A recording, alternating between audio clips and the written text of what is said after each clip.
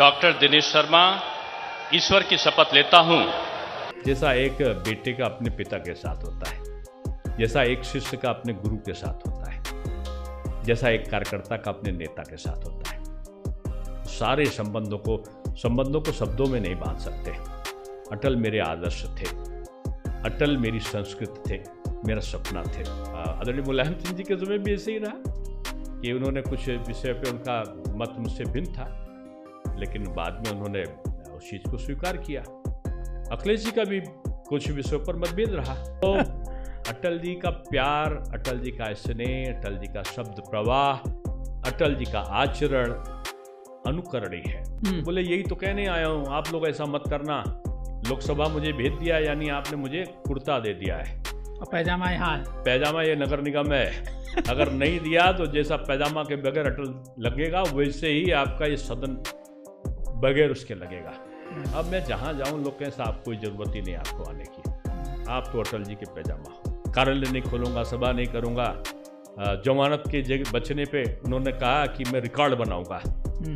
BJP record जमानत बचाने की स्थिति में है नहीं, वो रिकॉर्ड बना रहा है। और लिखा चला मुरारी हीरो बनने, ये हेडिंग थी मेरे बारे में। आदरणीय विनय कटियार जी महामंत्री थे, बोले कि ये तो अनुशासनहीनता है, मना कैसे कर सकते हो आप। शाही जी, सब लोग, कलराज मिश्रा जी मेरे अभिभावक तुल रहे हैं, आखिरी वाक उनका ही चलता था। तो बहुत सारे लोगों का कहना था कि शायद हम लोग जीते नहीं, लेकिन दिनेश शर्मा लड़ेंगे तो कम से हारेंगे। तो मुझे ये खराब लग गया। गुजरात एक मॉडल है, और ये मॉडल माननीय प्रधानमंत्री जी के कारण बना है। माननीय गृह मंत्री जी का भी उसमें बहुत बड़ा योगदान रहा है। और उस मॉडल को जब मैं आदरणीय योगी जी के नेतृत्व में, ये भी मेरा एक सौभाग्य था। जब अंदर पहुंचता हूँ तो भंडारी जी क्रोध में आ गए, ताका कैसे आ गए। मैंने कहा फलाना व्यक्ति को आप अध्यक्ष बना दें अगर युवा मोर्चा का तो अच्छा होगा, क्यों बना दें। मैं कुछ बोलता उससे पहले बोले गेट आउट, नॉनसेंस। कहने वो जानता है कि मेरा कुर्ता पुराना हो चुका है, अब इसको नए की जरूरत है, और तुम कंजूस आदमी अभी तक का मुझे नहीं, मंगवाओ मेरे लिए जल्दी।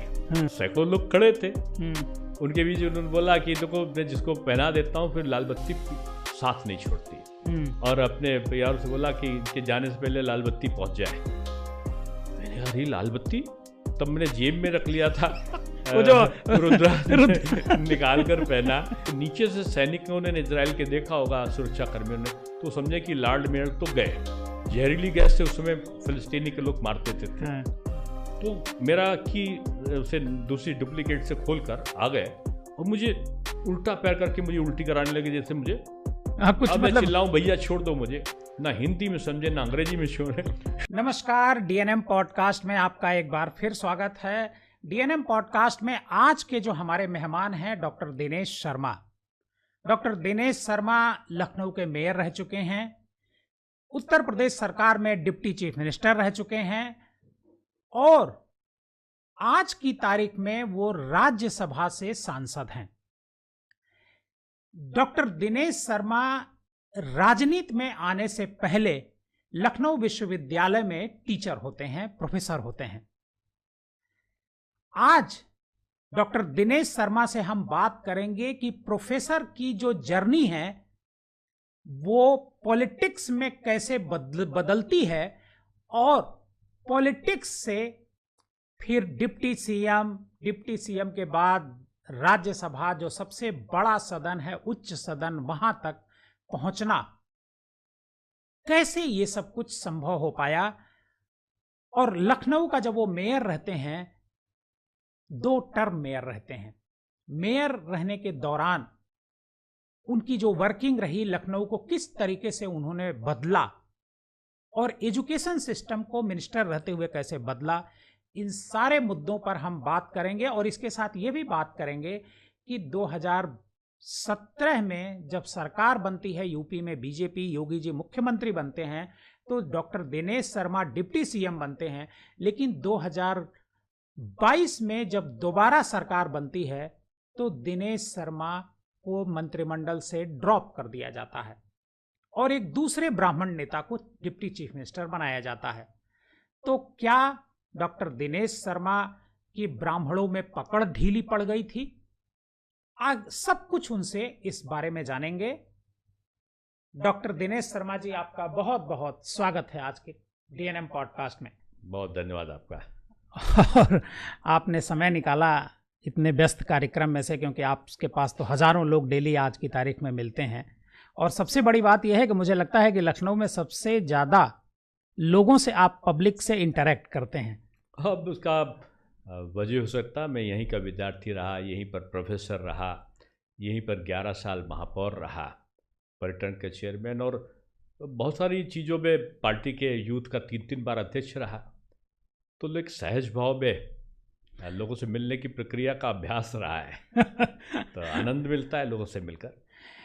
आप प्रोफेसर यूनिवर्सिटी में रहे, प्रोफेसर से आप पॉलिटिक्स की तरफ कैसे बढ़े? क्योंकि हालांकि आपका जो पूरा परिवार था, आपके पिताजी थे वो भी संघ के थे, दीनदयाल जी आपके पिताजी से मिलने आते थे, अटल जी आपके पिताजी के पैर छूते थे, आशीर्वाद लेते थे, तो परिवार अटल जी को बहुत बड़े भाई जैसा मानते थे। हाँ, बड़े भाई जैसा सम्मान वो देते थे।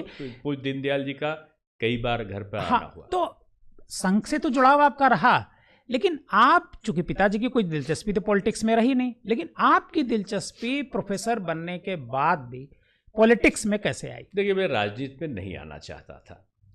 पठन पाठन की प्रक्रिया ही मेरे जीवन का अंग था। घर में भी मैं, आप पता कर लो, मेरा विवाह जब 2012 में हुआ। हाँ, मैं था उस विवाह में शामिल था। वो भी बगैर, आपने जाना होगा, बगैर कार्ड के, हाँ, बगैर कार्ड के हुआ था। हाँ। अपने आप स्वतः से लोग आए थे। हाँ, हाँ। तो वो भी अचानक एक प्रक्रिया थी कि माँ ने कहा, पर्ची लुटाई, जहाँ पर्ची आ गई वहीं पर विवाह हो गया। पिताजी का तबीयत खराब था, मैं ज़मीन पर लेटता था, पूरी ज़िंदगी ज़मीन पर लेटा, कोई बिस्तर नहीं, कोई तकिया नहीं, सुबह 4 बजे उठना। एक जीवन का आचार व्यवहार संस्कार अलग प्रकार का था। उद्देश्य भी समाज के प्रति समर्पण का भाव और अध्ययन, अध्यापन और अध्यात्म की तरफ एक रुचि रहा। लेकिन पूज्य अटल जी, जिनका आपने नाम लिया, या राजमाता सिंधिया, मानी भंडारी जी, ठाकरे जी, ऐसे लोगों का जो पहले छोटे कार्यकर्ताओं को भी बैठक नेताओं की होती थी, जनसंघ में भी, बीजेपी के प्रारब्ध में भी। चाहे जितना बड़ा नेता हो, कार्यकर्ता घर खाने जाएगा। अच्छा। छोटे कार्यकर्ता वहाँ मिलने जाएगा। इस प्रकार की प्रक्रिया का बाहुल्य था। तो लखनऊ की कार्यकारिणी की बैठक हुई, जिसमें राजमाता सिंधिया, नानाजी देशमुख, मुरली मनोहर जोशी जी, जीवित वालों में अभी वही हैं, अटल जी, मणि अडवाणी जी, सब लोग आए। छोटा सा घर है, जो आपका कमरा जिससे उससे भी छोटा होगा। अच्छा, आपके घर पे आए? हाँ, जमीन में चटाई बिछाकर सबका खाना, वो बैठ के सब खाए। एक उषा का फैन था केवल कमरे में, और गर्मी के दिन, और मुझे खाने परोसने को मिला। नेताओं का सानिध्य, प्यार। और समय तो ये हुआ कि खीर पसंद थी अटल जी को, तो मुझसे कहा गया खीर परोस दो, और जल्दी, हड़बड़ी में जल्दी परोस दो, मतलब हाथ कांपा और थोड़ी सी खीर गिर गई। अब मुझे लगा आज पिताजी की पिटाई निश्चित है। वो जोर से चिल्लाया, देखता नहीं है, जहाँ कहाँ देखता नहीं। जो बची हुई खीर थी वो भी गिर गई। अटल जी का कुर्ता खराब। अब मुझे लगा कि आज तो कुछ ना कुछ बड़ा हो जाएगा। लेकिन अटल जी जोर से हंसे, देखा पादाजी, तुमसे अच्छा तो तुम्हारा लड़का है।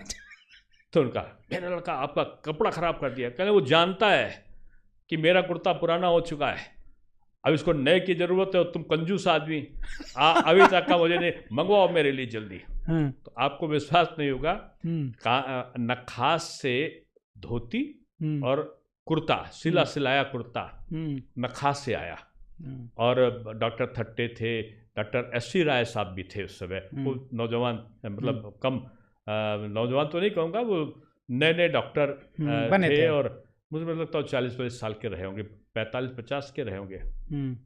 तो वो लोग जल्दी से दौड़ के गए, और डॉक्टर थट्टे और श्याम सुंदर गुप्ता जी लेके, वो यूनिवर्सिटी के प्रोफेसर थे। कुर्ता पैजामा पिताजी ने पैसा दी, कुर्ता और धोती आई। अटल जी का गुण जो था ना, कि क्रोध को भी कैसे वो संवाद और हास्य में परिवर्तित कर देते थे, तो मुझे एक लगाव सा लगा उसी घटना के बाद। हाँ। लेकिन मैं पूछता था अम्मा से, अपनी अम्मा, बड़ा कौन होता है? तो बोलते थे, बेटा बड़ा सबसे गुरु होता है, टीचर। चपरासी से लेकर राज्यपाल तक उसके पास आता, वो सब कुछ बदल सकता है। तो मैंने कहा टीचर बनूंगा। और मेरे घर में, मैं पहले गरीबी के दिन में पिताजी ने शुरुआत किया, लेकिन एक बड़े बिजनेसमैन के रूप में वो बने। 150 आदमी काम करता था। लेकिन मैंने 1100 रुपये में पार्ट टाइम लेक्चरर ज्वाइन किया पहली बार लखनऊ यूनिवर्सिटी में। वो नाराज़ थे कि मेरा लड़का नौकरी करेगा, उससे ज़्यादा तो मेरे ड्राइवर को मिलता है। लेकिन मैंने ज्वाइन किया। यूनिवर्सिटी में चुनाव आए तो उन चुनाव में छात्र संघ का, हाँ, तो मुझे वहाँ पर विद्यार्थी परिषद का कार्यवाहक अध्यक्ष बना दिया गया था। तो मैं जब अध्यक्ष बना तो उसमें चुनाव आए तो मैंने चुनाव लड़ाने के लिए लोगों पे मेरी दिलचस्पी जागी और ये ईश्वर की अनुकंपा थी कि पक्ष और विपक्ष के लोग सब मानने लगे मुझे, और जिसको मैंने चाहा वो चुनाव जीते। तो वो पूरे लखनऊ के डिग्री कॉलेजेस में भी लड़ा, वो भी जीते।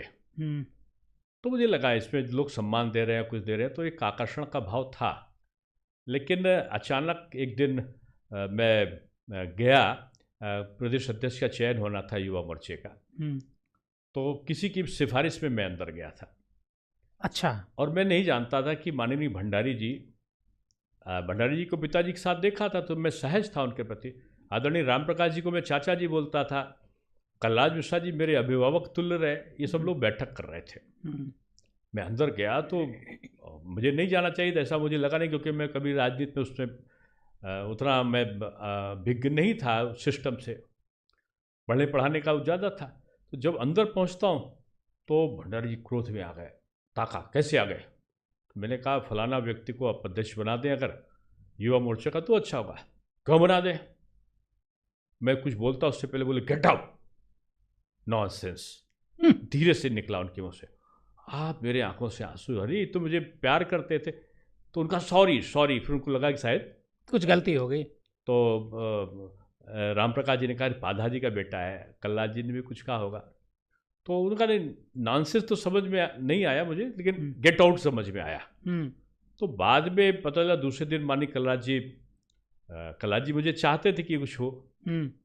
तो मैंने कहा मैं नहीं आऊँगा आज से पार्टी कार्यालय। तो उनका अच्छा भले मानुस, प्रेस कॉन्फ्रेंस के लिए तो आ जाओ, मेरा प्रेस नोट तो लिख दो। उनका प्रेस नोट लिखने पहुँचा तो उन्होंने कहा घोषणा कर रहे थे ये बना वो बना, और उन्होंने कहा ये दिनेश शर्मा युवा मोर्चे का प्रदेश अध्यक्ष। अच्छा। तो मैं गया था दूसरी सिफारिश करने और मुझे अध्यक्ष बना दिया गया। तो पॉलिटिक्स में आपकी एंट्री हो गई। अब भारतीय जनता युवा मोर्चा के आप करीब तीन बार अध्यक्ष रहे, और 3 बार अध्यक्ष के बाद 2 बार प्रभारी रहा, और 2 बार प्रभारी रहे। उसके बाद शायद आप राष्ट्रीय उपाध्यक्ष भी बना। नहीं, कल्याण सिंह की सरकार में भी कुछ उसके बाद आप बन गए। पर्यटन का चेयरमैन बना। वो कैसे? भाई आप तो कोई अब वो एक ऐसी घटना थी जिसका मैं क्या वर्णन बताऊं, बस ये समझिए। उसके बाद मैं जिस दिन हटा था उसके थोड़े ये शायद 98 की बात है। हाँ जी। ये कैसे हुआ है ये? मैं कार्यक्रम में मुझे सोनभद्र जाना था। हाँ। और रायबरेली में दयाराम कोरी ऐसे नाम था मंत्री, उन्होंने कार्यक्रम मेरा रख रखा था, युवा मोर्चे का भी था। मुझे सिक्कों से तोला जा रहा था। तब तक पता चला कि निराला जी की जयंती है का कार्यक्रम में मैं चीफ गेस्ट बन के गया। तो वहाँ किसी ने मुझसे कहा कि एक साधु जी आपका प्रतीक्षा कर रहे हैं गंगा के तट पर, आपसे मिलना चाहते हैं। पता नहीं क्या मेरे मन में मैं गया। तो उन्होंने मुझसे कहा कि बेटा मैंने तुमको इसलिए बुलाया कि वीर बहादुर सिंह को मैंने एक माला दी थी, आशीर्वाद दिया था, और उनके पास लाल बत्ती नहीं गई। पता नहीं क्यों मेरा मन किया आपको। मैं खैर इस सब चीज़ से बहुत ज़्यादा पहले जुड़ा नहीं था, तो लेकिन उनके अजीब सा तेज था उनके चेहरे पर। उन्होंने हाथ में लिया, पता नहीं हो सकता पहले से हाथ में रही हो, लेकिन मुझे लगा कि अचानक आ गई हाथ में रुद्राक्ष। उन्होंने गंगा जल में डुबोया और मेरे गले में पहना दिया। अब सैकड़ों लोग खड़े थे, उनके बीच उन्होंने बोला कि देखो मैं जिसको पहना देता हूँ फिर लाल बत्ती साथ नहीं छोड़ती। खैर मैं सहज भाव में पहना, प्रणाम करके मैं चला गया। इसको मैंने महत्व नहीं दिया, भूल सा गया कि शायद साधु महात्मा तो ऐसे आशीर्वाद देते हैं। हाँ, आशीर्वाद देते ही रहते हैं। तो मैं पहुंचा, सोनभद्र राम शकल जी का कार्यक्रम था युवा मोर्चे का। रास्ते में लौट रहा था, उसमें मोबाइल तो होते नहीं थे। एक जगह पीटीआई की खबर कहीं चली होगी तो वायरलेस पे आ रहा था। किसी ने कहा कि डॉक्टर दिनेश शर्मा प्रदेश अध्यक्ष आ रहे हैं। थानों का वायरलेस चलता था तब, मैं सड़क मार्ग से आ रहा था। तो उनका कि नहीं अब तो ये इनकी जगह कोई दूसरा अध्यक्ष बन गया। तो मैंने अच्छा। कहा कि मुझे 3 बार हो गया था मेरा, तो मुझे हटना था ही, हटना, हाँ। लेकिन उस शब्द था कि हटा दिए गए, हम्म, तो उनने उनकी जगह दूसरा बन गया।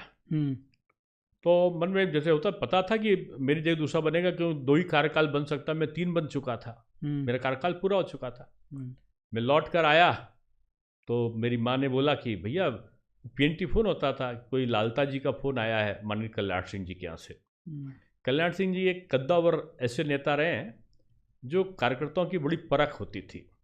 आदरणीय कलराज मिश्रा जी ऐसा श्रेष्ठ संगठन करता था, जो सरकार और संगठन का समन्वय क्या चीज़ होती है, ये अगर किसी को देखना हो तो कल्ला जी, कल्याण सिंह और कलराज मिश्र की जोड़ी को देख सकता है। गजब का समन्वय था उस समय का समन्वय, मैं समझता हूँ अभूतपूर्व था।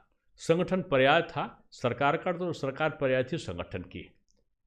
तो मैं डरता डरता पहुंचा, मैं कलराज जी का भी बहुत सम्मान करता था, कल्याण सिंह जी का भी पहुंचता। तो कल्याण सिंह जी के ऑफिस पहुंचा, मुख्यमंत्री बनने के बाद मैं पहली बार गया था, तो उन्होंने आदरणीय कलराज जी बैठे थे, कल्याण सिंह जी ने कहा कि बोलो कौन सा चाहिए। तो मैंने कहा क्या चीज़ चाहिए मुझे। बोले मुझे नहीं अच्छा लगा, आपको दायित्व, आपने बहुत मेहनत की, आपको दायित्व में रहना चाहिए। तो मानिक कल्ला जी ने कहा इसे आप मुझे दे दीजिए, मेरे अच्छा, साथ संगठन में दे दीजिए। नहीं, कल्ला जी पर्यटन, अच्छा, PWD मिनिस्टर थे, पर्यटन था, चिकित्सा, स्वास्थ्य था, कल्ला जी के पास बहुत सारे विभाग थे। अच्छा। और सब विभागों में बहुत काम किया था उन्होंने। तो पर्यटन का खाली था तो मुझे पर्यटन का चेयरमैन आदरणीय कल्ला जी ने प्रस्तावित किया और कल्याण सिंह जी ने उसी समय दस्तखत कर दिया और अपने PR से बोला कि इनके जाने से पहले लाल बत्ती पहुंच जाए। मैंने कहा अरे लाल बत्ती, तब मैंने जेब में रख लिया था वो जो रुद्राक्ष निकाल कर पहना और मैंने कहा क्या भगवान की लीला है, मैं तो लाल बत्ती सोच भी नहीं पाए, सोच भी नहीं सकता था कि लाल बत्ती कहाँ से होगी, ना मैं विधायक, न कुछ। और घर आया तो सही में पहले से वो हाजिर थी लाल बत्ती, एम्बेसडर कार। तो जीवन में मोड़ आते हैं, राजनीति में कब दिशा परिवर्तन हो जाए, कब क्या हो जाए किसी का। ये जरूर है कि तब से फिर जिस दिन मैं पर्यटन का चेयरमैन से हटा, आज तक लाल बत्ती हटी नहीं। उसी दिन मैं राष्ट्रीय युवा आयोग का मेंबर बन के, एक तरीके से मंत्री का दर्जा होता है केंद्र में, राष्ट्रीय युवा नीति बनाने का अवसर मिला। और जिस दिन हटा उसी दिन मैं मेयर बन गया। मेयर की घोषणा थी, देखिए जन्म मंगल को और मंगल से लेकर आप ये समझ लीजिए कि लेक्चरर, रीडर, प्रोफेसर सब मंगल, पर्यटन मंगल, युवा मोर्चा तीनों बार मंगल जिस दिन बना, और जिस दिन पर्यटन महापौर बना दोनों दिन मंगल। अब महापौर से जिस दिन हट रहा था, मेरा कार्यकाल पूरा और नहीं हुआ था, बल्कि कहाँ कार्यकाल पूरा, तभी तो गवर्नमेंट होने को था शायद, तो 3-4 महीना में हो जाता। तो ऐसा मंगल आया कि मैं डिप्टी CM हो गया, और डिप्टी CM के बाद यात्रा जारी है। लोग ये कहते हैं कि डॉक्टर दिनेश शर्मा की गुजरात में बड़ी पकड़ है, और जब से गुजरात लॉबी आई है, बीजेपी में पकड़ बनाई है, तब से डॉक्टर साहब का ज्यादा महत्व बढ़ गया भारतीय जनता पार्टी उत्तर प्रदेश में। मैं एक साधारण कार्यकर्ता रहा हूँ, मैं वार्ड का अध्यक्ष रहा, मंडल का उपाध्यक्ष रहा, नगर भाजपा कार्यकारिणी का सदस्य रहा, भाजपा युवमों का उपाध्यक्ष रहा। मैं नीचे से चलकर आया हूँ, मैं शॉर्टकट मेथड वाला नहीं हूँ। नहीं, आप गुजरात के प्रभारी भी रहे। हाँ, गुजरात का मैं 5 साल प्रभारी रहा हूँ, और ये मेरा सौभाग्य था कि मेरे कार्यकाल में चुनाव हुए, उसमें हम लोगों ने वापसी भी करी। पाटीदार एक मूवमेंट चला था, शांतिपूर्वक उसका निपटारा हुआ, और बहुत सारी चीज़ें मुझे सीखने को मिली। गुजरात मेरी पाठशाला थी, जहाँ मुझे संगठन का और सरकार दोनों का शासन तंत्र को नज़दीक से देखने का अवसर मिला।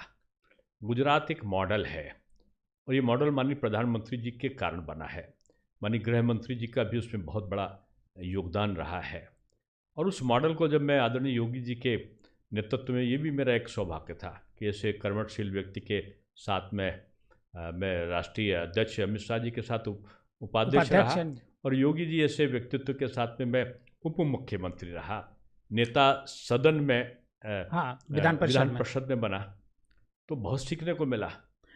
ये जो डिप्टी CM का जो आपकी जर्नी थी 5 साल चलती है, आप एजुकेशन चूंकि आपकी एक तरीके से मेरे पास education- 4 विभाग थे और चारों भारत में नंबर 1 आए। हाँ, तो सबसे बड़ा उसमें मैं एजुकेशन को मानता हूँ, क्योंकि आपकी माँ ने कहा था, जो आपने अभी बताया कि माता जी ने कहा था कि सबसे बड़ा कौन होता है, गुरु, मतलब एजुकेशन।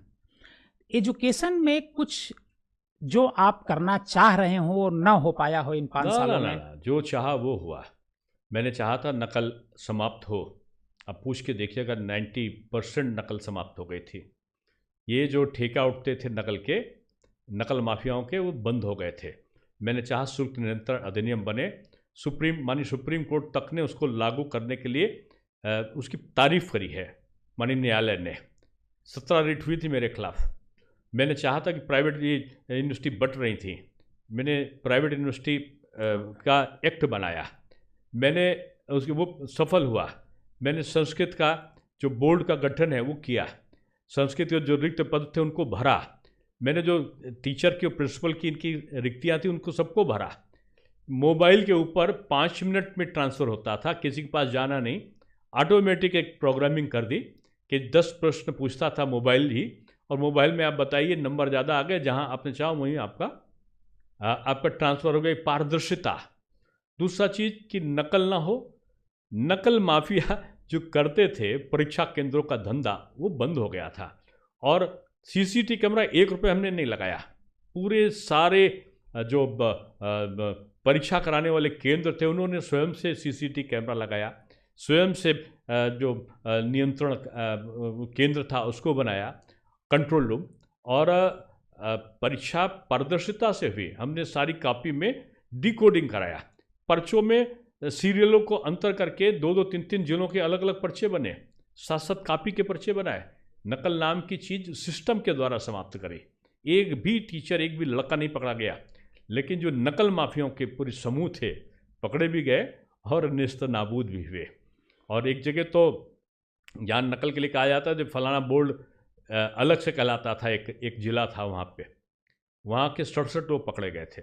बाद में उनकी जब सिफारिश आई तो मैं उसको आज कह रहा हूँ आपके उस पर, आदरणीय कल्याण सिंह जी कितने महान व्यक्तित्व के धनी थे, आज मैं कैसा हूँ कि नकल पकड़े गए वो लोग माननीय कल्याण सिंह जी के पास पहुँचे।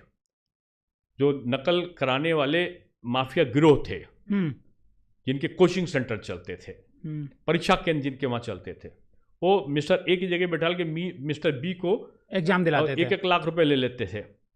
तो ऐसे लोगों छापा डाल के पुलिस ने पकड़ा। हम लोगों ने सिस्टम ऐसा कर दिया था कि सारा कुछ पारदर्शी था, उसको लंबी कथा हो जाएगी। वो लोग पहुंचे उनके पास में और शायद उनसे पूर्व परिचित थे। तो आदरणीय कल्याण सिंह जी का मेरे पास फ़ोन आया और उन्होंने कहा कि बेटा 67 लोगों को गिरफ्तार कराया है, मेरे परिचित हैं लोग, क्या कसूर था इनका, तुमने कराया क्या, ये लोग कह रहे हैं। तो मैंने कहा मैंने कराया। तो उन्होंने कहा कि क्यों कराया, हमने कहा आप ही ने तो कहा था। उन्होंने कहा मैंने स्पीकर पे खोल रखा। हमने कहा हाँ बाबूजी, आपके कहने से तो कराया मैंने। तो उन्होंने कहा क्या बोलते हो बेटा।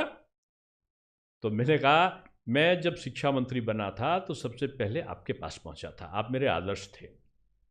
आपने मुझसे क्या कहा था, आपने मुझसे कहा था बेटा सब कुछ करना, मेरी एक ख्वाहिश थी कि इस देश में मैं नकल को समाप्त कर दूं, लेकिन मेरा कोई छात्र, मेरा कोई शिक्षक ना पकड़ा जाए, अपमानित ना हो और नकल समाप्त हो जाए। तो मैं वही करने पहुंचा था। ये नकल माफिया हैं, मिस्टर ए की जगह बैठा के मिस्टर बी को करके ये लाखों रुपए कमा रहे थे। इन माफियाओं से ना पुलिस बोल सकती थी ना नेता बोल सकता था, इतने प्रभावी हैं। तो उनका अच्छा कौन कौन सी दफ़ा लगाई। तो मैंने बताया कि 7 दफ़ाएं हैं। बोले एक बात सुनो, सब लोग सुन रहे हैं, मैं तुमसे एक प्रार्थना कर रहा हूँ। हमने कहा बाबूजी आपका आदेश। मैं समझा कि अभी कहेंगे नहीं भूल जाओ, मेरे मन में आया, लेकिन मैं जानता था कल्याण प्रार्थना शब्द आया तो कल्याण सिंह जी, मैंने जाना कि कल्याण सिंह जी सिद्धांतवादी मुझे नहीं कहेंगे, मन कहता था, लेकिन जब उनका प्रार्थना तो मुझे लगा कि अभी कहेंगे कि बेटा सब खत्म करो, अच्छे लोग हैं। तो उन्होंने कहा देखो यार लोग तो अच्छे हैं, काम खराब किया है, तुमने 7 धाराएं लगाई, इसमें 3 धारा और रह गई, ये धारा फलाना फलाना फलाना है, इनको वो धारा भी लगा दो। ऐसे काम करने वाले माफ नहीं किया जाते, चाहे सगा बेटा क्यों ना हो। मैं इनसे हाथ जोड़ता हूं और तुमको मैं शाबाशी देता हूँ, ठीक है। काट दिया फोन। बाद में गए वो लोग, उनके कई लोग मुझे मिले। मैंने कहा जमानत करा के आइए, फिर बात करूँगा आपसे। मैंने कहा एक चीज़ में बख्श सकता हूँ, तुम्हारा कॉलेज का भी सबका मैं आपका लाइसेंस ख़त्म करूँगा। आप एक प्रबंधकों की और सबकी एक सभा करो। तो 10,000 लोग उसमें आए, सभा किया उन्होंने। अंदर कहा उसमें मैं आऊँगा, और मंच पे खड़े होकर कहो कि अब हम लोग नकल नहीं कराएंगे। खड़े होकर उन्होंने मंच पे वहीं पर कहा कि मैं नकल नहीं कराऊंगा, और 10,000 लोग वहाँ पर इकट्ठा हुए थे। ऐसा उस भीड़ के बारे में अखबारों ने लिखा था। तो बहुत से ऐसे और आए, कठिन दौर थे। बहुत से लोग मुझसे नाराज हुए। परीक्षा केंद्र लगाने के लिए 144 जनप्रतिनिधि, तमाम IAS अधिकारी, इनके पत्र आज भी स्कूल वगैरह आए थे। लेकिन मैंने पारदर्शिता रखी थी, धृष्टता करी थी मैंने। लोग बुरा भी माने थे, लेकिन मैंने किसी के साथ पक्षपात नहीं किया। नहीं है तो नहीं है, सही है तो होगा। और मैं जानता था कि मैं आलोचना का पात्र बनूंगा, अपनों को खो दूंगा। लेकिन अपनों को खोने का डर एक तरफ था, दूसरी तरफ था अगर अच्छा काम नहीं करूँगा तो ये चांस बार बार नहीं मिलता है। और कठोरता की मैंने NCERT का कोर्स लागू किया। और NCERT में आज आप चेकिंग करा के दिखवा लो कि 25 साल पहले जो किताबों के दाम थे, वो मेरी समय में वो किताबों के दाम हुए हैं माध्यमिक शिक्षा में, आज भी वही है। अब हो सकता है मुझे इसकी जानकारी थोड़ा बहुत बढ़ा होगा, नहीं जानता। और मैं, अगर आप दिल्ली में पुस्तक को खरीदो तो 100 रुपये में मिलती थी, और आप अगर गाजियाबाद में वही 50 किलोमीटर में, यानी उत्तर प्रदेश सीमा में खरीदो तो वो 30 से 35 रुपये में, यानी 70% का अंतर हमारी किताबों में था। पूरे भारतवर्ष में जो किताबें मिलती थी वो हमारे वहाँ इतने में मिलती थी। अरे ग्रेट। और अब पाठ्यक्रम पूरा हमने रोजगार परक किया था। जो नई शिक्षा नीति लागू हुई, उत्तर प्रदेश सबसे पहले नई शिक्षा नीति लागू करने वाला था। हाँ। संस्कृत विद्यालयों में जहाँ संस्कृत अध्यापक नहीं, सारे स्कूलों में संस्कृत अध्यापक भेज दिए गए थे। और बहुत सी जगह सेंटर ऑफ एक्सीलेंस, सब जगह शोधपीठ, सब जगह शोध गंगा पोर्टल, सब जगह, कहीं दीनदयाल उपाध्याय शोधपीठ, कहीं भाऊराव देवरस शोधपीठ, कहीं रज्जू भैया शोधपीठ, कहीं महात्मा गांधी सृजन पीठ, कहीं अटल बिहारी सुशासन पीठ। एक श्रृंखला थी शिक्षा का, एक पठन पाठन का एक आयाम हुआ। समय से परीक्षा, समय से परिणाम, 2.5 महीने परीक्षाएं होती थी। और जब उसको मैंने बदला तो 12 दिन में और 10 दिन में, 10 दिन में हाई स्कूल और 12 दिन से 14 दिन के बीच में इंटर की परीक्षाएं समाप्त। इस प्रकार का कोर्स शेड्यूल जो व्यवसाय परक था उससे जोड़ा गया, रोजगार परक पाठ्यक्रमों को चलाया गया। लेकिन ये 5 साल गवर्नमेंट चली, 5 साल इतना अच्छा काम आपने किया, योगी जी की गवर्नमेंट ने भी काम किया, और उत्तर प्रदेश में क्या बल्कि देश में एक भारतीय जनता पार्टी की तरफ से एक बड़े ब्राह्मण लीडर की तरह आप उभर रहे थे। लेकिन जब 2022 में चुनाव होता है और चुनाव खत्म होता है, फिर एक बार योगी जी की सरकार बनती है, योगी जी मुख्यमंत्री बनते हैं, तो आपको मंत्रिमंडल में नहीं लिया जाता है। ना, देखिए, ये पार्टी है, ये डेमोक्रेटिक सिस्टम है, और पार्टी ने मुझे बहुत बड़े बड़े पद दिए। तो उस समय हो सकता मैं उतना योग्य ना रहा हूँ, तब भी मुझे बड़े पद दिए। अगर बड़े पद दिए हैं और कभी पद ना दें तो मैं, ये ग्रीवांस मेरे मन में आया कि मुझे क्यों नहीं दिए। हाँ, नहीं दिए तो पुनरावलोकन का अवसर था मेरे लिए ना। मैं शायद इतने दौरे नहीं कर पाता, जिस दिन शायद 25 था तारीख, और 26 से मैंने दूसरे दिन से मैंने अपने दौरे लगा लिए। आज 3 साल में आप मेरा सोशल मीडिया उठा के देखिएगा, बहुत हैवी, प्रतिदिन में 5 कार्यक्रम, और एक ही उद्देश्य, बीजेपी को मजबूत करो, मोदी जी के हाथ को मजबूत करो, योगी जी को वो करो। पूरे देश में दौरा है मेरा, पूरे देश का कोई कोना मैंने नहीं छोड़ा हुआ, कोई प्रदेश आप मेरे उसमें देख ली, कोई प्रदेश नहीं छूटा है। उत्तर प्रदेश का शायद ही कोई जिला छूटा हो जहाँ पे मैंने कार्यक्रम नहीं किए। कार्यकर्ताओं की अनुकंपा है। कहीं मेरा अगर पार्टी का कार्यक्रम है तो सर माथे पर, नहीं है तो कहीं शिक्षक सम्मेलन है, कहीं अधिवक्ता सम्मेलन है, कहीं अध्यात्म है, नहीं कुछ मिला तो प्रवचन ही कर देता हूँ, खाली नहीं रखता हूँ। खाली दिमाग जिसका होगा ना, उसमें भ्रांतियाँ भरती हैं, और भ्रांतियाँ जब बढ़ती हैं तो गलत काम होता है और अवसाद आता है। अवसाद नहीं आना चाहिए, मन में शक्ति और संकल्प कि ये जब होना चाहिए। मैंने काम किया है ना, मैं शॉर्टकट वाला तो हूँ नहीं कि शॉर्टकट मैंने किसी को पकड़ लिया और उसको पकड़ने के बाद कोई मैं चाहूँ कि मैं हो जाऊँ। ये बीजेपी का सिस्टम ही नहीं है। बीजेपी के सिस्टम है तो आप काम करते रहो, कब देखकर कब आपको पद मिल जाता है ये आप भी नहीं जानते हो। कौन मुख्यमंत्री बन गया, कौन अध्यक्ष बनेगा, ये लोकतांत्रिक पार्टी है, किसको क्या दिया जाता है। कोई पद का परिवर्तन, मैं इसको हटाना नहीं बोलता हूँ, अगर हटा तो मैं राज्यसभा का सदस्य भी तो बना। नहीं, हटाना नहीं, आपको ब्रेक कर दिया गया। अब ब्रेक नहीं कहेंगे इसको, मुझे दूसरे काम करने का अवसर दिया गया और राष्ट्रीय स्तर पर मैं अपनी भूमिका को सुनिश्चित कर सकूं, अपने को और सक्षम बना सकूं, तो मैं दूसरों की गलती नहीं ढूंढता हूं कि मुझे क्या किया कि इसकी गलती मैं ये नहीं कहता हूं। कुछ कमी मुझमें ना रहे उसको मैं दूर कर लूं, इसके लिए मैं काम करता हूं। और जो निर्णय लेता है केंद्र नेतृत्व वो ठीक ही लेता है, समय अवसर पर बहुत काम लेता है। और मैं पूरे जब से राजनीतिक क्षेत्र में मैं खाली रहा ही नहीं हूँ। राजस्थान का चुनाव हो रहा था और पार्टी ने आपको वहां लगाया।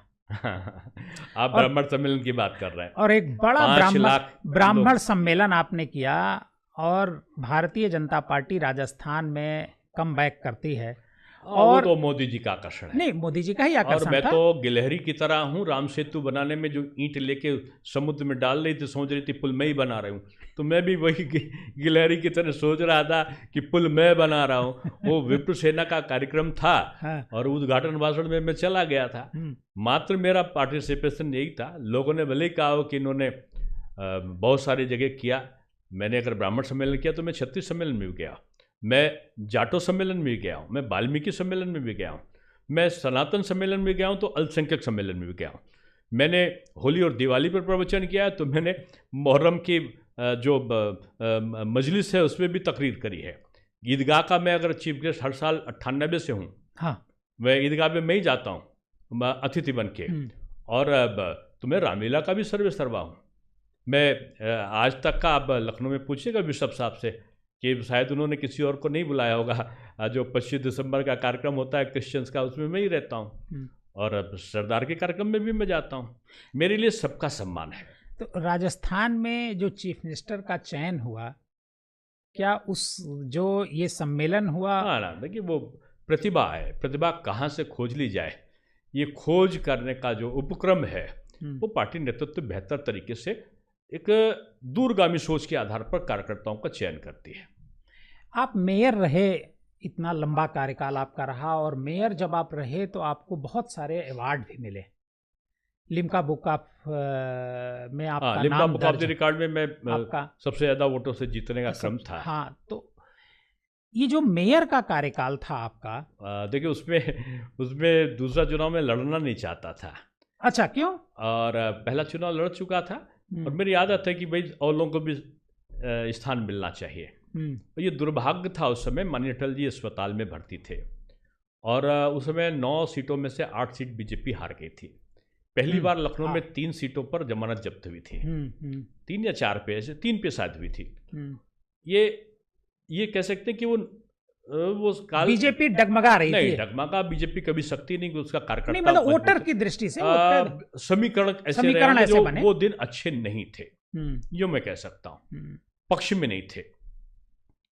और लेकिन हम साल भर पहले मना कर चुके थे कि अब चुनाव नहीं लड़ेंगे। हाँ, मैं चाहता था मैं संगठन में काम करूं। अच्छा, तो उस समय फिर सबने कहा कि अब आदरणीय नरेंद्र तोमर जी प्रभारी हुआ करते थे, तो उस समय बोल रहे थे, तो कुछ लोगों ने कहा उनका नहीं, आपको लड़ना है। लक्ष्मीकांत वाजपेयी जी अध्यक्ष थे, टंडन जी गुस्सा हो गए थे कि कैसे नहीं लड़ोगे। आदरणीय विनय कटियार जी महामंत्री थे, बोले कि ये तो अनुशासनहीनता है, मना कैसे कर सकते हो आप।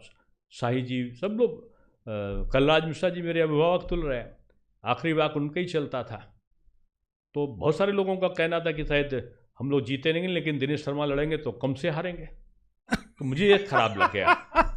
मैं बीजेपी कार्यालय के बाहर निकल रहा था, भीड़ थी, पत्रकार खड़े थे, तो तब तक पीछे से एक ने व्यंग किया मुझसे, एक कोई कार्यकर्ता रहा होगा या कोई, कौन थे मैं नहीं जानता उनको।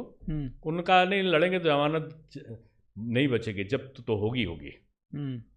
तो मैंने पीछे मुड़ा, तब तक कोई दिखा नहीं मुझे। तो मैंने कहा देखो, अगर मैं लड़ा तो रिकॉर्ड बनेगा, और एक चीज़ जान लो, अगर जो आप लोग मैच में किसी ने ऐसा सोच की है, मैं लड़ूंगा तो रिकॉर्ड बनेगा। और दूसरी बात, मैं किसी से चंदा नहीं लूँगा, मैं 2 गाड़ी के अलावा तीसरी गाड़ी नहीं चलाऊँगा, मैं कार्यालय नहीं खोलूँगा, अटल जी नहीं है, मैं किसी की सभा नहीं कराऊँगा, 8 बजे के बाद प्रचार नहीं करूँगा। इतना कहना था। लोगों ने कही तू अहंकार बोल रहा है। और अब एक प्रश्न की हेडिंग भी थी दूसरे दिन, दिनेश शर्मा का अहंकार बोला, कार्यालय नहीं खोलूंगा, सभा नहीं करूंगा, जमानत के जगह बचने पे उन्होंने कहा कि मैं रिकॉर्ड बनाऊंगा। बीजेपी रिकॉर्ड जमानत बचाने की स्थिति में है नहीं, वो रिकॉर्ड बना रहे हैं। लिखा चला मुरारी हीरो बनने, ये हेडिंग थी मेरे बारे में। अब ईश्वर की अनुकंपा होती है, मैं ईश्वर उन्मुख हूँ, भगवान पर विश्वास करता हूँ। अटल जी का नाम ही मेरे साथ था। चुनाव हुआ, बहुत सारी दल मिल गए थे आपस में, हाँ, बड़े बड़े लोग लड़ रहे थे, और ईश्वर की अनुकंपा हुई कि 27 वार्ड हैं जो 70 से 80% तक मुस्लिम बंधुओं के डोमिनेटेड हैं, जहाँ पर बीजेपी नहीं जीतती है। लेकिन वो ऐसा चुनाव हुआ कि उन 27 में से भी मैं 25 में जीता, और Limca book of the record में आए, आप स्वयं बता रहे हैं। हाँ। तो रहा, फिर मेयर कॉन्फ्रेंस भी, बेस्ट मेयर का अवार्ड भी शायद, मोस्ट ऑनरेबल मेयर जेरूसलम में, इजराइल में 74 देशों का सम्मेलन था, और उसमें मुझे बोलना था इंफ्रास्ट्रक्चर पे। मैं एशिया से अकेला सेलेक्ट हुआ था। लंदन और न्यूयॉर्क के मेयर वगैरह तो अपने जहाज को लेकर आए थे, उनकी प्राइवेट प्लेन हुआ करते थे, और मैं अकेले गया था, कोई सहायक भी नहीं, कोई दुभाषिया नहीं। हिब्रू बोलते थे वो लोग, और उनकी भाषा भी नहीं समझ पाते थे, तो ट्रांसलेशन होता था उस समय। तो मैंने एक प्रसंग हो गया था, वो लंबा है, नहीं बोलूँगा, कि मैं ज़मीन पर लेटता था, वहाँ पलंग था बहुत अच्छा। मैं होटल पे तब नहीं रहा, तो खूब होटल रहा हूँ। तो मुझे नींद नहीं आ रही थी, सुबह मुझे बोलना था, तो मुझे नहीं पता था कि लोग कैमरा लगाए छत पे। वो टॉयलेट को छोड़ के बाकी कैमरा लगाए थे, इसलिए कि फ़लस्तीन ने बम से उड़ाने की धमकी दी थी, तो सिक्योरिटी पर्पज से। तो मैंने कमरे में देखा कि कुछ नहीं है, तो मैं ज़मीन पर लेट, जब उस पर नींद नहीं आ रही थी मुझे, पलंग पे मलमली गद्दे, हाँ, होटल का गद्दा काफी मोटा भी होता है, तो मैं ज़मीन पर लेट गया, लेटते सो गया। तो नीचे से सैनिकों ने, इजराइल के देखा होगा, सुरक्षा कर्मियों ने, तो समझे कि लॉर्ड मेयर तो गए। जहरीली गैस से उस समय फिलिस्तीनी के लोग मारते थे। तो मेरा की से दूसरी डुप्लीकेट से खोल कर आ गए, और मुझे उल्टा पैर करके मुझे उल्टी कराने लगे, जैसे मुझे कुछ अब मैं चिल्लाऊं, भैया छोड़ दो मुझे, ना हिंदी में समझे ना अंग्रेजी में छोड़े। तब तक वो आवाज़ सुन के बगल के साइमन मिल्टन थे संभवतः, लंदन के मेयर, दौड़ के आया। जब उन्होंने बताया मैंने कि भाई ये ऐसे, तो उनके साथ दुभाषिया था, उसने उनको समझाया, इजरायली में समझाया कि भैया लॉर्ड मेयर जमीन पेश होते हैं। तो सबको आश्चर्य हो रही, लॉर्ड मेयर, वो भी विश्व में सबसे ज़्यादा वोटों का जिसके नाम रिकॉर्ड है, वो जमीन पेश होता है। तो मैंने उनको भारतीय संस्कृति उसके बारे में बोला, तब तक मेरा टाइम हो गया। तो हम लोग जल्दी से पहन के बाहर निकले, तो मिल्टन साहब की जो पत्नी थी वो लिफ्ट में आ गई, वो बाहर रह गए, और मैं लिफ्ट में आ गया। तो बड़ी जोर से चिल्लाई, मिल्टन प्लीज कम। तो इतना खुश हुए उनके पतिदेव, आके मुझसे बोले कि ये जो मेरी ये थर्ड वाइफ है, और ये 7 महीनों से हम लोग साथ साथ हैं, ये just like as Indian lady, ये भारतीय नारियों की तरह है, कितना प्यार करती है मुझे। तो मैंने एक दूसरा आदमी आ गया लिफ्ट में, तो नहीं मतलब उनको बुलाया, जब तक वो नहीं आए तब तक नहीं गई, कितना ख्याल रख रही उनका। अच्छा, उनको बुला के तब वो गई, और 7 साल से उसने नहीं, 7 महीने से उनको तलाक नहीं हुआ। तो मैंने कहा आप 7 महीने की बात करते हो, और भारतीय नारी से तुलना नहीं, हमारे वहाँ तो 7 फेरा लगते हैं, तो कहती 7 अगले जन्म में भी ये मेरा पति यही हो, डोली आती और अर्थी जाती। मैंने बोला धारा प्रवाह, और उसका वो मतलब अनुवाद करके सबको गया हो रहा था वो, तो बड़ा प्रसन्न हुए। उन्होंने वहाँ भी इस प्रसंग का कहीं जिक्र किया। तो मेरा जो कीनोट एड्रेस था इंफ्रास्ट्रक्चर पे, उसमें जुड़ गया भारतीय संस्कृति एवं हिंदू दर्शन। तो दोनों को मिलाकर मैं बोला, और मैं चलने की तैयारी कर रहा, तब तक किसी ने कहा कि डॉक्टर साहब आपको मोस्ट ऑनरेबल मेयर का खिताब मिला है। मुझे ये क्या है, कैसा है? तो बोले कि आपको 25% केवल देना होगा, और आपको यहाँ ज़मीन भी देंगे, और जेरूशलम डे होगा इजराइल का, तो 3 दिन के लिए आपको फ्री में ठहरने का, रहने का, सपत्नी वो मिलेगा। तो मैंने कहा तो बड़ा वो है, यानी बोलना क्या था, बोला क्या, मिला क्या, हुआ क्या, जिंदगी कहाँ किसको ले जाती है ये ईश्वर तय करता है। ईश्वर एक टूर ऑपरेटर जैसे होता है ना, कहाँ जाना है, कहाँ करना है, टूर ऑपरेटर करता है कि अयोध्या जाना है, काहे से जाना है, आपको दिल्ली जाना तो फ्लाइट से जाना, लौट कर आना, ठहरना कहाँ, सब तय करता है। वैसे ईश्वर तय करता है आप कहाँ हो, क्या बनोगे, क्या करोगे, कैसा कृत्य करोगे, ईश्वर के द्वारा संचालित ये आपका जीवन है। ईश्वर के द्वारा संचालित ये पॉडकास्ट भी है, हम लोग जो आपस में बात कर रहे हैं। लेकिन आपने अभी बताया कि जब आपको साधु बाबा ने आपको जो रुद्राक्ष दिया, उससे पहले आप ये सब मानते नहीं थे? नहीं, देखो क्या, मैं ईश्वर मुख हूँ। अभी मैं ये नहीं कहूँगा कि मैं रुद्राक्ष के कारण कुछ हुआ, मैंने एक घटना का क्रम का आपको अच्छा, वो बताया। घटनाक्रम था। मेरा ईश्वर पर विश्वास है और ये मैं मानता हूँ कि ईश्वर है। नहीं, ईश्वर तो है ही है, इसमें कहीं कोई दो राय बहुत सारे लोग नहीं मानते। अब वो जो नहीं मानते हैं उनकी मैं बात, आस्तिक हूँ। आस्तिक होना भी चाहिए, नास्तिक होना कोई मतलब मुझे लगता नहीं कि कोई बहुत कम लोग होंगे नास्तिक, आस्तिक ज़्यादा ही लोग हैं। अटल जी से आपका कैसा रिश्ता था? जैसा एक बेटे का अपने पिता के साथ होता है, जैसा एक शिष्य का अपने गुरु के साथ होता है, जैसा एक कार्यकर्ता का अपने नेता के साथ होता है, सारे संबंधों को शब्दों में नहीं बांध सकते। अटल मेरे आदर्श थे, अटल मेरी संस्कृति थे, मेरा सपना थे। अटल जी से दूसरा कोई नहीं हो सकता। उन्होंने ही शायद पहला चुनाव आपको लड़ाया था मेयर का।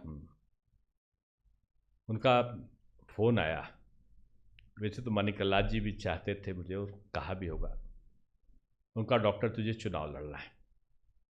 तो पहले तो मुझे विश्वास ही नहीं हो कि PNT फोन पे अटल जी सीधे फ़ोन करेंगे, वाजपेयी बोल रहा हूँ। तो मैं कम से कोई मुझे चिढ़ा रहा है।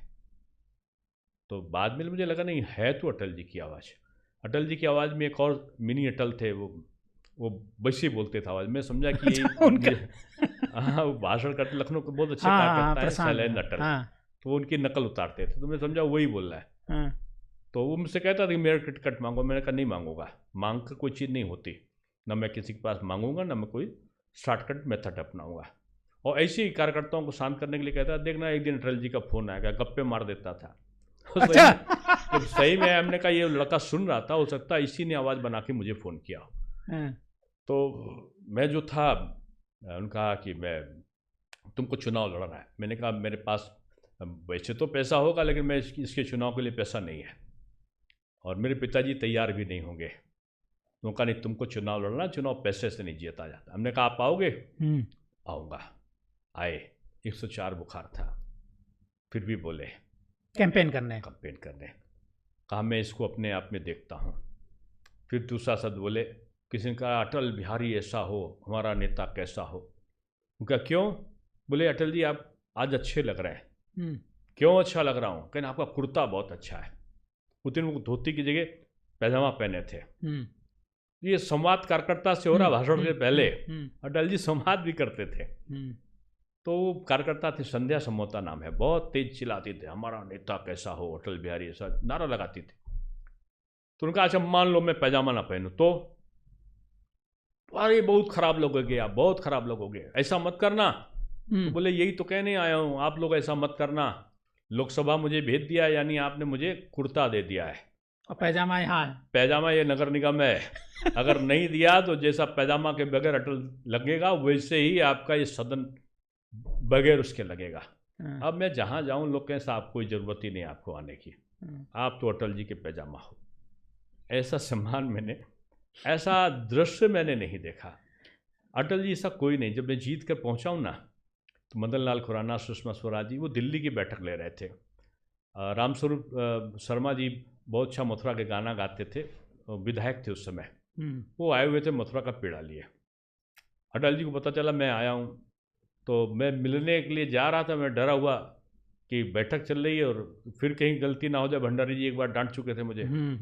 तो मैं बाहर उनका रुका रहा, तो पता चला कि उन्होंने बुलाया, एकदम गले में लिपटा लिया, जैसे कोई बच्चे को लिपटाता है, बहुत देर तक चिपटाए रहे।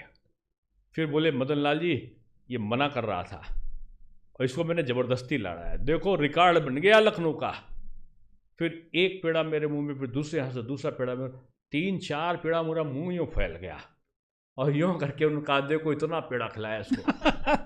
तो अटल जी का प्यार, अटल जी का स्नेह, अटल जी का शब्द प्रवाह, अटल जी का आचरण अनुकरणीय है, स्मरणीय है। आप 2 बार मेयर रहे, और दोनों बार उत्तर प्रदेश में, एक बार मायावती मुख्यमंत्री थी, दूसरी बार अखिलेश यादव मुख्यमंत्री थे, मुलायम सिंह जी भी मेरे समय और में मुलायम थे। सिंह यादव जी भी थे। तो इन तीनों नेताओं से मैं अलग अलग जानना चाहूंगा कि मुलायम सिंह यादव से देखिए, मैं विपक्ष का के मेरा ये सौभाग्य तो नहीं कहूँगा, सौभाग्य तो होता मैं बीजेपी के मुख्यमंत्रित्व काल में मेयर होता, लेकिन मैं इसको कहूँगा कि मैं विपक्ष के उसमें रहा। लेकिन क्योंकि लखनऊ राजधानी है, मैं इसको ये कह सकता हूँ कि मैं कुछ चंद सौभाग्यशाली में से हूँ कि तीनों नेताओं का सानिध्य मुझे मिला। मैं नहीं समझता हूँ कि मेरे प्रति कोई प्रतिशोधात्मक कुछ नकारात्मक चीज़ें होती थी, लेकिन अंततोगत्वा मेरा सम्मान रहता था। और मुझे काम करने में कठिनाई कभी अगर आई भी तो माननीय न्यायालय ने मेरा बहुत साथ दिया, लेकिन सरकारों से रिश्ते आपके अच्छे रहे। रिश्ता तो नहीं कहते, रिश्ता एक राजनीतिक रिश्ता के तौर पे कह सकता हूँ, नहीं वर्किंग, लेकिन मुख्यमंत्रियों ने मुझे मेरे काम में जबरदस्ती बाधा डाली हो, ऐसा नहीं कोई ऐसे प्रसंग ना के बराबर आए, एक दो आए, लेकिन उन पे भी जब वार्ता हुई तो उसका हल निकला। और डेवलपमेंट ऐसे ही होता है। मैं नगर निगम में भी कहता था हमेशा कि जब चुनाव आए तो जिंदाबाद अपनी अपनी पार्टी का, अपनी अपनी नीति का। जब चुनाव हो जाए तो एक ही पार्टी बने, उसको हो विकास पार्टी, सब मिलकर विकास करो, और बाद में जब चुनाव आए तो अपनी आइडियोलॉजी लेकर चलो। और शायद ये मेरा फार्मूला पूरे 11 वर्ष तक जब मैं वहाँ पर रहा सफल रहा। अखिलेश यादव से आपका जो ताल्लुक था डेवलपमेंट को लेकर के, कोई प्रपोजल आपने भेजा? मायावती जी ने भी मुझे मेरा सम्मान रखा कई विषयों पर। जैसे कान्हा ओपन बन रहा था तो लोगों ने कहा है तो मेयर कर रहा है, नाम आपका होना चाहिए, तो पहले रुकवा दिया उन्होंने, कैसे नगर निगम कैसे बनाएगा। बाद में जब उसका कॉन्सेप्ट गया उनके पास तो कहीं ये तो बड़ा अद्भुत है, अच्छा चलो बनाओ, उससे कह दो कि, तो हमने कहा बनाए कोई, इससे मुझे मतलब नहीं है, योजना ये हो इससे लखनऊ को लाभ है। बड़ा खुश भी हूँ। बाद में मैंने उसका उद्घाटन किया तो लोगों ने उनसे शिकायत करी, तो उन्होंने कहा कि नहीं, जो जिसने बनाया उसी को कर ले, कोई दिक्कत नहीं है मुझे। आदरणीय मुलायम सिंह जी के समय भी ऐसे ही रहा कि उन्होंने कुछ विषय पे उनका मत मुझसे भिन्न था, लेकिन बाद में उन्होंने उस चीज़ को स्वीकार किया। अखिलेश जी का भी कुछ विषयों पर मतभेद रहा, लेकिन कुछ चीज़ों पर जब मैं काम करता था तो जिसको कहें, ये मैं नहीं कह सकता हूँ कि सहयोगात्मक रवैया उनका ना रहा हो। हाँ, एक एडजस्टमेंट में बाधाएं जरूर आती रहीं बीच में, और जहाँ बाधा आती तो माननीय न्यायालय मेरा पक्ष लेता था। और बीजेपी के कार्यकर्ताओं का बहुत बड़ा भाग हमारे साथ था, हमारे नेताओं का भी बीजेपी के मार्गदर्शन हमारे साथ था। तो मैं समझता हूँ कि जब आप राजनीति में एक निश्चल भाव से आओ तो बाधाएं आपसे अपने आप अलग हो जाती हैं। और विपक्ष या सत्ता पक्ष दुश्मन थोड़ी होते हैं, ये तो दोनों एक विकास एक दूसरे के विकल्प हैं, पूरक हैं, और इनको मैं कहूँगा कि मिल के काम करना चाहिए, दुश्मन का भाव नहीं होना चाहिए। हाँ, अच्छी चीज़ें उनकी अडॉप्ट करनी चाहिए। और बाद में एक बार कहते हैं कि नेताजी बड़े गुस्से में गए थे कि इतना बड़ा कान्हा ओपन कैसे बन गया, और जब वो तारीफ करने गए मुलायम सिंह जी, उठा लोग कहेंगे तो बड़ा नाराज होके गए, अब तो बीजेपी की सरकार है नहीं और गुस्सा होंगे। तो जब वो पहुँचे वहाँ पर तो मुझे फ़ोन आया कि मुख्यमंत्री जी बात करेंगे। तो मैंने कहा अभी कहेंगे ये खराब वो खराब, क्यों विपक्ष का व्यक्ति है तो सत्ता जो रहा पक्ष का तारीफ कैसे करेगा, काम निकालेगा। उन्होंने कहा मेरे क्या मेयर साहब, हमने कहा मेयर नहीं हूँ मैं, कहने नहीं मेयर साहब मेयर हो तुम, तो उनका मैं सोच रहा हूँ छोड़ दूँ। तो बोले नहीं नहीं नहीं नहीं, तुमने बहुत अच्छा काम किया है, तुमने गौ की सेवा जो करी है बहुत अच्छा काम किया है। और मैं तो अचरज, मुझे आश्चर्य है इसका जो कॉन्सेप्ट बनाया है, कल हमारे सचिव को थोड़ा बताओ कि इसका कॉन्सेप्ट मैं पूरे प्रदेश में कान्हा ओपन योजना लागू करूँगा। ये मुझसे उन्होंने फ़ोन पर बोला और फिर सही में घोषणा भी करा। और जो कान्हा ओपन मैंने शुरू किया था वो कुछ जिलों में प्रोजेक्ट के हिसाब से उन्होंने उसके गौशाला बनाने के किया, लेकिन वो असली चीज़ तो योगी जी ने पूरा किया। योगी जी ने जिस प्रकार से गौ का संरक्षण किया, गौशाला बनाया, अद्भुत है। जो क्रियाशीलता योगी ने दिखाई या प्रधानमंत्री जी जो गाय के बारे में कर रहे हैं वो अद्भुत है। लेकिन आप योगी जी की जो सरकार आज की तारीख में है, चूंकि आपका लखनऊ से बहुत ज़्यादा जुड़ाव है, मैं पूरे प्रदेश की बात नहीं करूंगा, लखनऊ में क्या डेवलपमेंट 8 साल के भीतर आपको जो बेटर सबसे लगता है? देखो, बीजेपी का नाम ही विकास का है। अटल जी की सरकार रही हो, कल्याण सिंह जी की सरकार रही हो, राजनाथ सिंह जी की सरकार रही हो, जिनकी सरकार रही हो, केवल विकास एक लक्ष्य होता है और बगैर भेदभाव के होता है। आज प्रधानमंत्री जी दे रहे हैं, ये कहते हैं मुस्लिम विरोधी। कहाँ से मुस्लिम विरोधी? आज अन्न दे रहे हैं 10 किलो का, योगी जी दे रहे हैं 5 किलो केंद्र दे रहा है। क्या पूछते हैं कौन सी जाति के हो, कौन से धर्म के हो?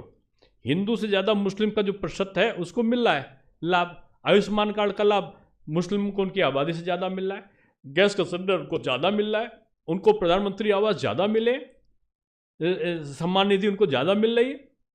भेदभाव नहीं है। हाँ, वो तुष्टीकरण नहीं कर रहे हैं, जैसे समाजवादी पार्टी और कांग्रेस पार्टी के लोग तुष्टीकरण करके भेद पैदा करती थे जाति में। जाति पूछते हैं कि यादव पंडित मतभेद कर डालो। कहाँ से मतभेद होगा भाई? आप दलित, पिछड़ा, अगड़ा केवल आप सनातनियों में क्यों करते हो? चुनाव आता है तो ये सारी जो जिन्न है जातिवाद का वो बाहर निकल आता है। कभी संविधान खतरे में पड़ जाता है, कभी जो है आरक्षण समाप्त करने वाले ऐसा दुष्प्रचार कर देते हैं। ये जो विपक्ष का नकारात्मक रवैया है, ये लोकतांत्रिक परंपराओं के प्रतिकूल है।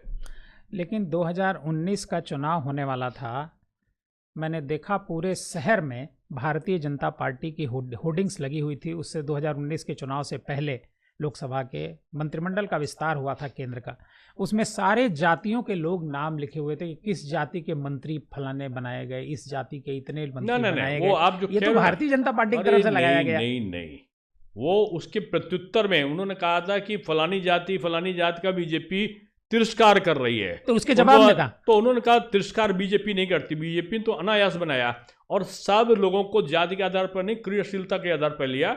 हाँ, वो इस जाति से जुड़े हैं, लेकिन उनकी योग्यता ये है। उस प्रकार का प्रस्तुतिकरण हुआ था एक बार, लेकिन ये बताने के लिए कि जो आपके आरोप हैं वो झूठे हैं। हम जाति के आधार पर नहीं, क्रिया और कर्म के आधार पर काम करते हैं। अभी इटावा में घटना हुई, चूंकि आपका अध्यात्म से बड़ा लगाव है, तो मैं आपसे, चूंकि आप आध्यात्मिक व्यक्ति हैं, कोई संत नहीं हैं, गृहस्थ हैं और पॉलिटिशियन हैं, मैं जानना चाहूँगा कि जो घटना इटावा में हुई, एक ब्राह्मण परिवार के यहाँ भागवत की कथा अरे होनी भाई, थी। ये एक तरीके का दुष्प्रचार। और मैं आपको बताऊं, नैरेटिव तैयार करने वाली टीमें होती हैं। मैं गुजरात का प्रभारी था। एक घटना को मुझे एक IIT मुंबई से एक विद्यार्थी का, अननोन विद्यार्थी का फ़ोन आया। उसने कहा साहब 2 दिन के बाद आपके वहाँ घटना घटेगी गुजरात में। और मेरे IIT मुंबई में, मैं सत्य घटना बता रहा हूँ कि कुछ लोगों ने षड्यंत्र किया है कि वहाँ कोई ST पर अत्याचार की घटना आएगी और श्रवण कोई कर रहा होगा, दरबार यानी ठाकुर, और उसको पूरे उसमें प्रचार करने का सोशल मीडिया का यहीं के कुछ लोगों ने तय किया है। और वो एक नक्सल, अर्बन नक्सल भूमिका के लोग हैं। और तीसरे दिन मैं देखता हूँ टेलीविजन पे कि कोड़े से मारा जा रहा है, एक अनुसूचित को कोड़े से मारा जा रहा है। अब उस घटना के अगर रहस्य में आप जाओ तो उसकी पटकथा लिखने वाले कोई और थे, और मार खाने वाला और मारने वाले भी कहीं ना कहीं किसी प्रकार की चीजों से जुड़े हुए थे।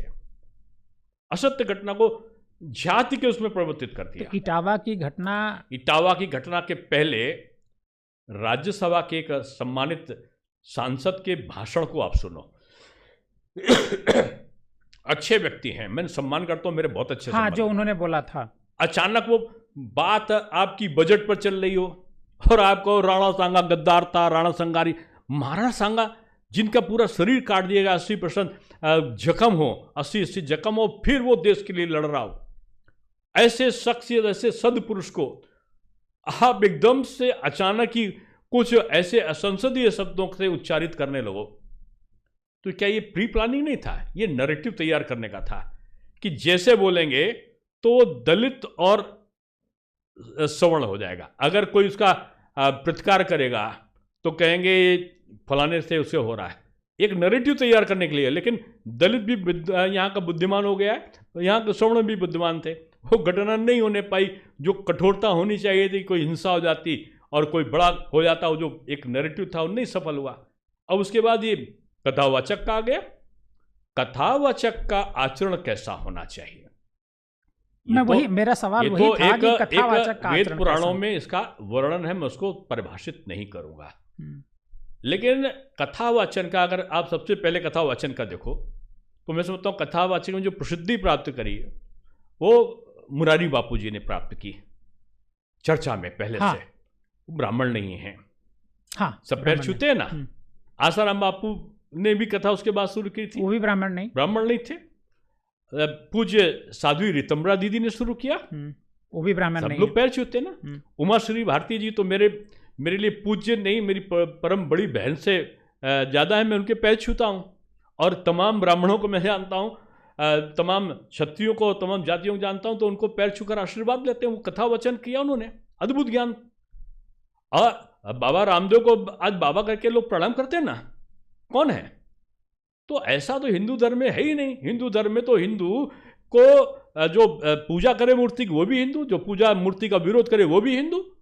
अरे यहाँ तो हिंदू को गाली दे तो भी हिंदू है। हिंदू धर्म से ज्यादा सहिष्णु, सनातन से ज्यादा सहिष्णु कोई दूसरा धर्म ही नहीं है। इसमें भेदभाव कहाँ आया? और कथावाचन के अब उन शब्दों को मैं करके नया विवाद नहीं पैदा करूंगा, लेकिन जो यादव और ब्राह्मण का भेद पैदा करने की किया है, लोग भूल जाते हैं ये कृष्ण सुदामा की दोस्ती को। लोग भूल जाते हैं कि भगवान परशुराम ने अपना जो सुदर्शन चक्र है ना, वो हमारे परम जिनको मैं भगवान करके इष्ट रोज पूजा करता हूँ, यदुवंशी भगवान योगी कृष्ण श्री कृष्ण को अपना सुदर्शन चक्र दिया था ना। तो ब्राह्मण और यादव का एक बड़ा लगाव सा रहा है, सभी का रहा है, सभी जातियों के एक दूसरे से मिली भी नहीं। ये जाति तो थी ही नहीं, वर्ण था हमारे वहाँ। विद्वान है, पढ़ने लगे तो जातियों में व्यापार करते करते पढ़ने लगे तो कहते थे ब्राह्मण वर्ग हो गया। पढ़ाने वाला अगर व्यापार करने के लिए तो वेस्ट बनिया हो गया। जो कोई काम ना करे समाज की सेवा में अपने को समर्पित करे, कहीं तो शूद्र हो गया। जो रक्षा का भाव लेकर तलवार लेकर खड़ा हो, कहीं तो क्षत्रिय हो गया। इस प्रकार की वर्ण व्यवस्था को आक्रांता है जब, तो उन्होंने सबसे पहले कहा कि इस व्यवस्था को समाप्त कर दो। उन्होंने वर्ण को जाति में बदलने का काम कर दिया, जनेऊ जलाने लगे। वो सबसे पहले उनको लगा ये जो ब्राह्मण है यही सबसे ज्यादा खुराब मतलब सख्त साली जो है ये समुदाय है।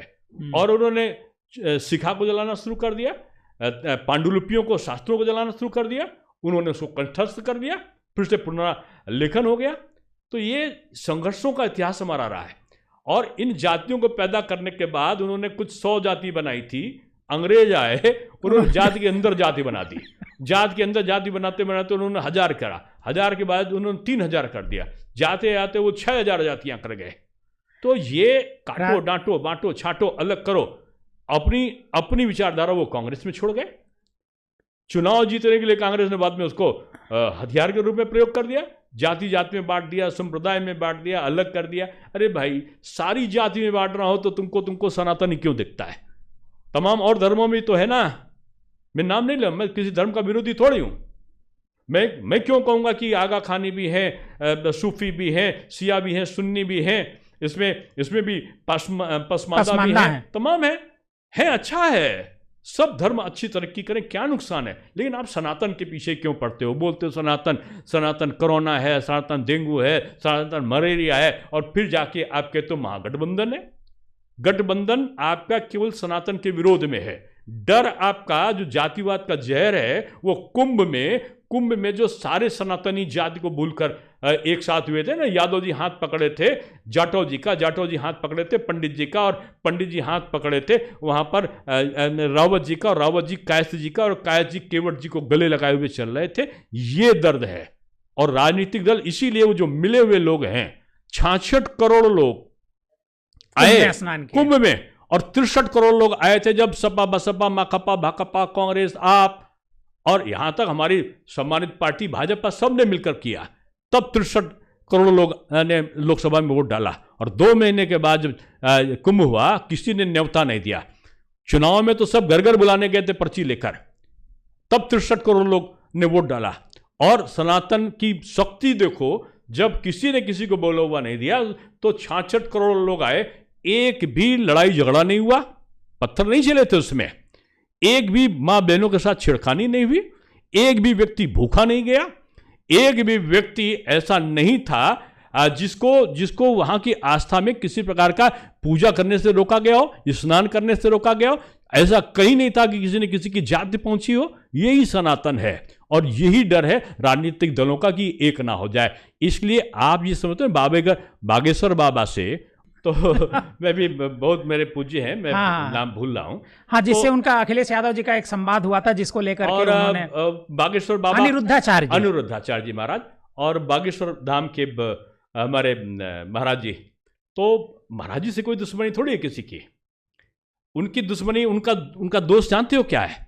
बागेश्वर धाम का दोष ये है, वो चिल्लाते हैं, कहते हैं जाति को समाप्त करो, जाति अलग हो, सनातनी एक हो। वो कहाँ कहते हैं दूसरे धर्म का खराब हो?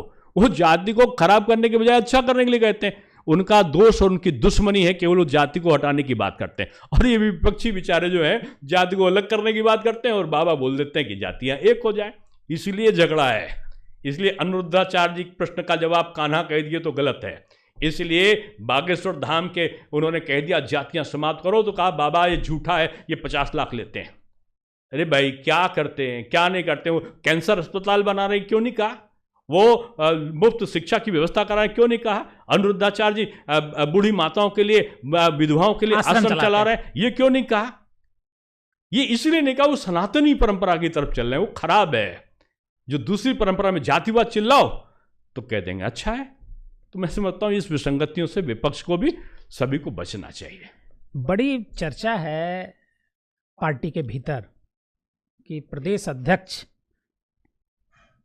आपका नाम चल रहा है। ना देखिए, हमारे वहां नाम नहीं चला करते, हमारे वहां काम चला करते हैं। नहीं, काम के बाद ही नाम चलेगा ना? कौन बनेगा? ये सब मिथ्या है कि किसका चल रहा किसका नहीं चल रहा। हमारे वहाँ पारदर्शिता भी है, गोपनीयता भी है। हर व्यक्ति नहीं जान सकता कि कौन क्या होने वाला। हाँ, कार्यकर्ता होगा ये निश्चित है। बीजेपी का कर्मठ कार्यकर्ता होगा ये भी निश्चित है। कौन होगा, कहाँ से होगा, किसका होगा, अब ना ये ग्रुप ना वो ग्रुप ना कोई ग्रुप, अब एक ही ग्रुप है। इसमें मोदी जी के समय, हमारे योगी जी के और अमित शाह जी और राजनाथ सिंह जी के समय एक ही है। पार्टी के लिए जो काम करेगा, पार्टी का जिससे हित होगा वो होगा, सबको काम मिलता है। और मैं जहाँ तक आप कहो ना, मैंने युवा मोर्चे में मुझसे एक बार एक प्रश्न हुआ था, किसी ने किया था आपको क्या चाहिए, तो मैंने कहा जहाँ पर कम वहाँ पर हम, जहाँ पर कमी होगी उस कमी को हम पूरा करें। बाद में वो नारा बन गया था युवाओं के लिए, मेरे मुंह से अचानक निकला था जहाँ पर कम। आदरणीय भंडारी जी से मैंने पूछा उनका क्या काम थे तुमको, तो मैंने कहा कि आदरणीय, उनसे बहुत डरते थे सब लोग। मैंने कहा आदरणीय जहाँ पर कम वहाँ पर हम। तो उनका फिर से बोलो, मैं 2 बार बोला, 3 बार बोला, तो उन्होंने तुरंत, एक बड़े नेता थे, उनसे कहा यार इसको लिखो। और उनसे कहा ये नाम लेके, यार नहीं, उन्होंने कहा नाम लेके कहा लिखो इसको, ये तो नारा होना चाहिए युवाओं के लिए, जहाँ पर कम वहाँ पर हम। वो नारा बन गया था। डॉक्टर दिनेश शर्मा जी, बहुत बहुत धन्यवाद हमारे पॉडकास्ट में आने के लिए। और इतना मतलब मुझे आपने सवाल पूछने का बहुत कम मौका दिया। नहीं, आप ऐसा मैं इतना ऐसा श्रेष्ठ, इतना मजा आया आपके साथ पॉडकास्ट करने में। आखिर में मुझे आया, मैं समझ ही नहीं पाया मैं पॉडकास्ट में बैठा हूँ, शायद मैं बहक गया हूँगा अगर मैंने कुछ मेरे नहीं, निकल गया। बहुत अच्छे। आपका प्रवाह इतना शांत है, इतना शांत मन से लगता है कोई साधु संत टाइप का आदमी कुछ पूछ रहा है तो अंदर से निकल रहा था मेरे बात। पत्रकार का सवाल बड़ा शांत ही होना चाहिए। और मुझे आनंद की अनुभूति और ज्ञान की प्राप्ति हुई। बहुत अच्छा लगा आपसे पॉडकास्ट करके, और आपने सभी सवालों का बड़ा मतलब जिसे कहते हैं कि समुचित उत्तर जो है और बड़ा सटीक विश्लेषण आपने किया। आपका बहुत बहुत धन्यवाद। बहुत आभार, बहुत धन्यवाद आपका।